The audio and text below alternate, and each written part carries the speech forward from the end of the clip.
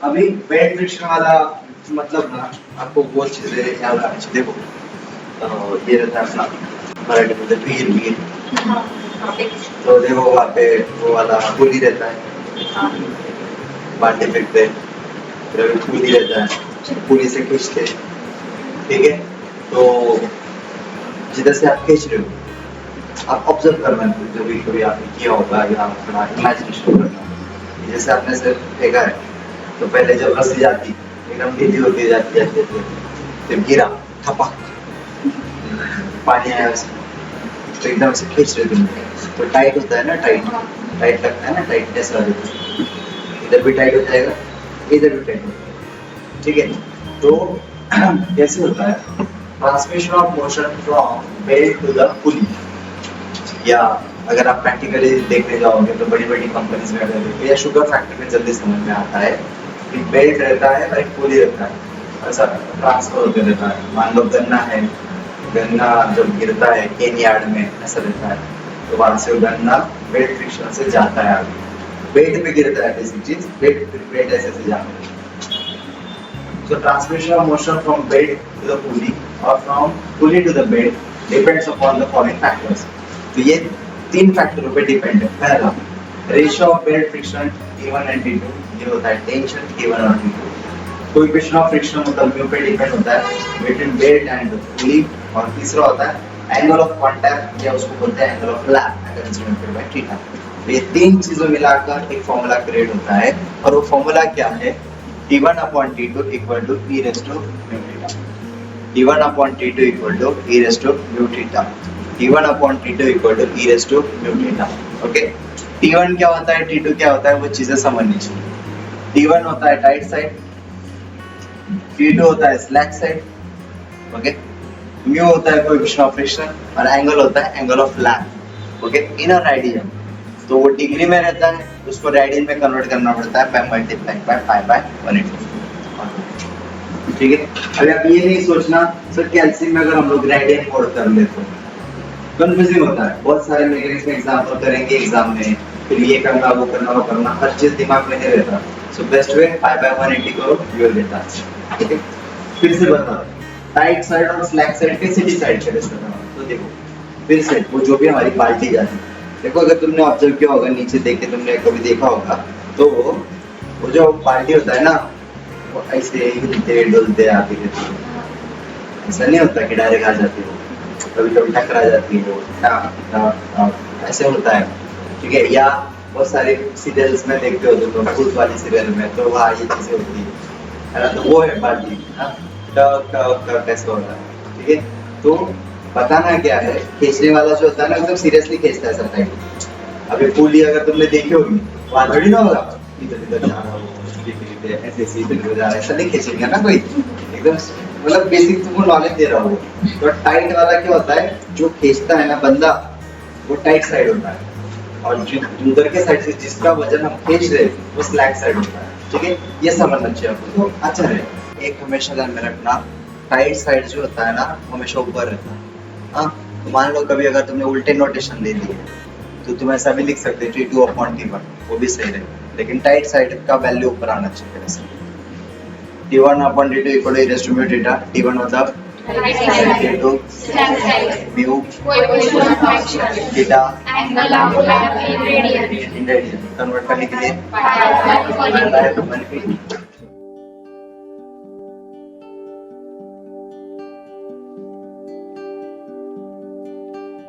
Calculate P to raise 100 newton upward, मतलब क्या, इसको उठाना है, इसका मतलब खींचना पड़ेगा ऐसा, सही है। अलग चीजें हैं यहाँ तो ना, ये वायर है और वो वायर कहाँ से स्टार्ट हुई है और कहाँ तक गई है ये समझना चाहिए। अब देखो थोड़ा सा दिमाग लगाओ, मान लो ये ऐसा है और ये ऐसा है, ऐसा ही दिख रहा हो, ऐसा है राइट। आप थोड़ा सा सोचो, देखो ये ऐसा मूव कर रहा है राइट, और ये मैंने खींचा है, तो मैं खींच रहा हूँ ना, लेकिन खींचने के लिए आप बोलोगे इधर पकड़ के रखना, ऐसा नहीं, ऐसा नहीं है। लेकिन आप सोचो ये जो ये है ना, इसका एंड पॉइंट कब आ रहा, इधर हो रहा, ये इधर से चिपक के जा रहा हूँ, इधर हो रहा ना, ये तो इमेजिनेशन है आपका, सोचने का पावर है, तो इधर हो रहा, राइट, और इधर से मैं ऐसे खींच रहा, ऐसे नीचे से खींच रहा, मतलब इसका टचिंग पॉइंट आखिर इधर हो रहा, क्या इधर किधर इधर हो रहा ना, मतलब टचिंग पॉइंट देखो इधर, हाँ, और इधर के साइड क्या हो रहा है, इधर यहाँ से मूव कर रहा है ना, अभी ऐसे मैंने यहाँ पकड़ा ऐसे, तो इधर के साइड मूव कर रहा, ये इधर इधर, अरे समझ रहा, तो यही अगर 2 पॉइंट्स तुमको समझ में आ गए तो तुम्हारा काम होगा।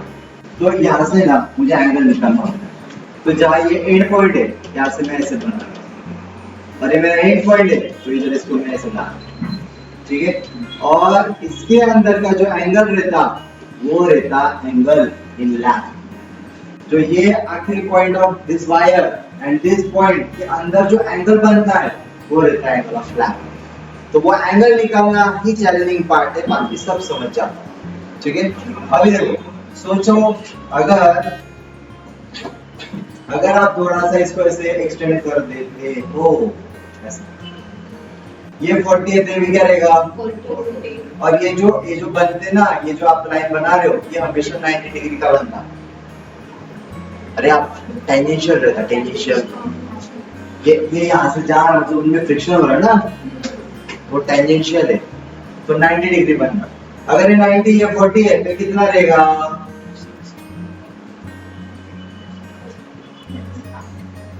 सम ऑफ एंगल ट्रायंगल कितना रहता, 180 रहता, तो 90 है, ये 50 है, 100, 110, 120, 130 कितना रहेगा। अभी आपको सोचना है जरा, ये लाइन और ये लाइन, ये कितना है, ये 50 है, लेकिन टोटल एंगल कितना रहता, तो ये कितना रहेगा 1, तो ये थीटा कितना है मालूम है, 1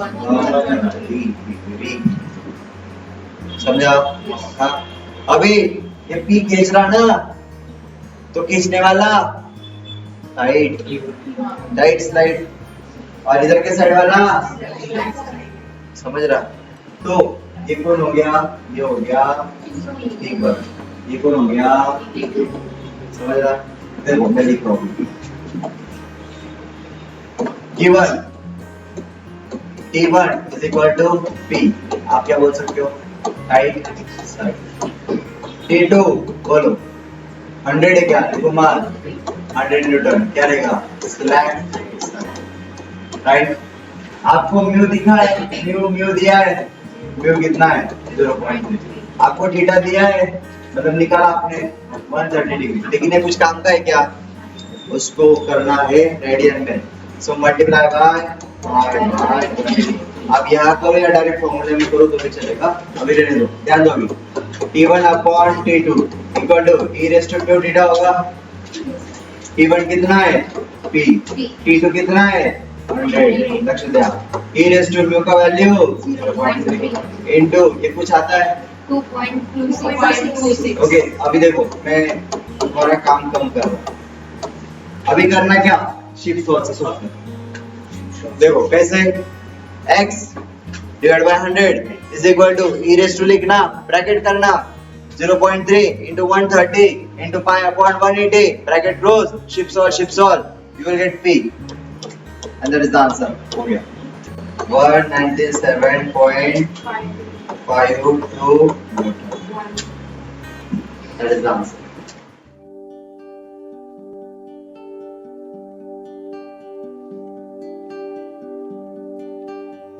देखो 2 टर्न्स, यहाँ से एक जगह से शुरुआत की, सब लोग देख लो, 2 टर्न मतलब क्या, यहाँ से शुरुआत की, यहाँ से लेकर यहाँ तक आया, 1 टर्न आया,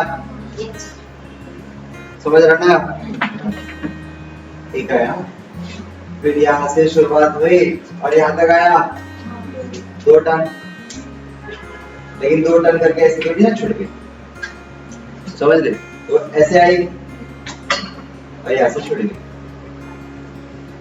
समझ रहा, तो छोटी कहाँ से, यहाँ से, मतलब बेसिक चीज अगर दिमाग लगाओगे ना, ये डाइटर्न है, डाइटर्न मतलब क्या रे, आधा रे, अरे 2 और उसमें एक आधा, अरे यहाँ से शुरुआत हुई, यहाँ से पूरे लोग तुम लोग यहाँ से आया, यहाँ से यहाँ तक आया 1 टर्न, फिर से यहाँ से शुरुआत हुई यहाँ तक आया, लेकिन वो एज पर डायग्राम रिटर्न थोड़ी ना गया, नहीं ना, तो ऐसे आ रहा और यहाँ से लेकर ऐसे छूट जाएगा वो, सही है। तो देखो समझा ये, तो यहाँ से कैसे होगा, देखो यहाँ से आया मान लो ऐसे घूम के आया यहाँ तक, 1 टर्न हो गया, यहाँ से आया यहाँ तक आया दूसरा टर्न, और यहाँ से लेकर इधर से छूट गया वो, तो आधा हो गया ना वो। सो टर्न है, आपको पता है 1 टर्न मतलब कितना एंगल बनाता, सर्कल का पूरा 360, आपका थीटा क्या रहेगा वो तो आपको समझना चाहिए, बेसिक चीज। और पी मतलब कौन रहेगा, टाइम साइड, और न्यूटन लगा जो भी वजन है वो क्या रहेगा, फ्लैट साइड। तो T1 क्या रहेगा P, T2 क्या रहेगा 100 न्यूटन, थीटा क्या रहेगा देखो 360 प्लस 360 प्लस 180 क्या, तो ये 360 360 और 180 720 क्या, नहीं 900 निकालो, 900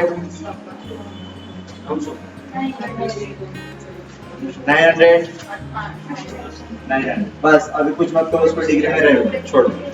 म्यू कितना दिया है 0.3, बोलो T1 upon T2 equal to e raise to mu theta, बोलो T1 कितना है, P कितना है 100, e रेज़ टू म्यू कितना है 0.3, थीटा कितना है 900 into पाई अपॉन 180 आएगा, कैलसी में रखोगे P मिलेगा, P बहुत बड़ा मिलेगा। पहले आंसर बताइए मुझे, वर्ड ऐसा कुछ आता है, वर्ड 3